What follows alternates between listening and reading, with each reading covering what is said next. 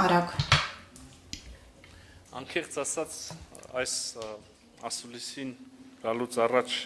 հպանցիկ հասցրեցի ծանոթանալ իմ սիրելի գործընկեր Սերգեյ Լավրովի այդ մեկնաբանությանը։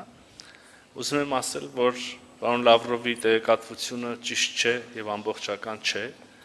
Ես եթե չեմ սխալվում, պարոն Լավրովը օգտագործել էր իշխանությունների պայքար եկեղեցու դեմ ձևակերպումը,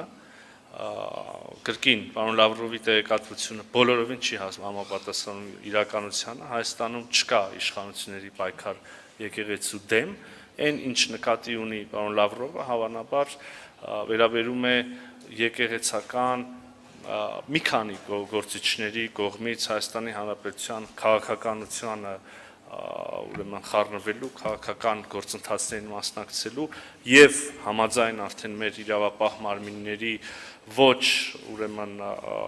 իրավական ձևով այդ մասնակցություն ունենալու ցանկության, այն է, եթե ավելի ուղիղ ասենք, ապօրինի հեղաշրջման փորձերին մասնակցելու կամ նախաձեռնելու շուրջ դրանց այդ երևույթը, այդ դեպքը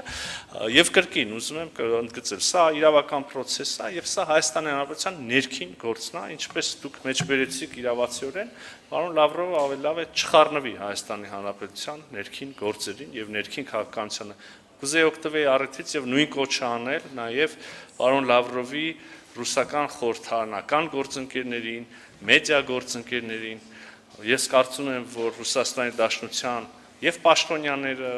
եւ խորհրդարանականները, եւ մեդիա փորձագետները պետք է մեծ հարգանքով վերաբերվեն Հայաստանի Հանրապետության ինքնիշխանությանը եւ այլևս երբեք իրենց թույլ չտան խառնվել մեր ներքին գործերին։ Շնորհակալ եմ։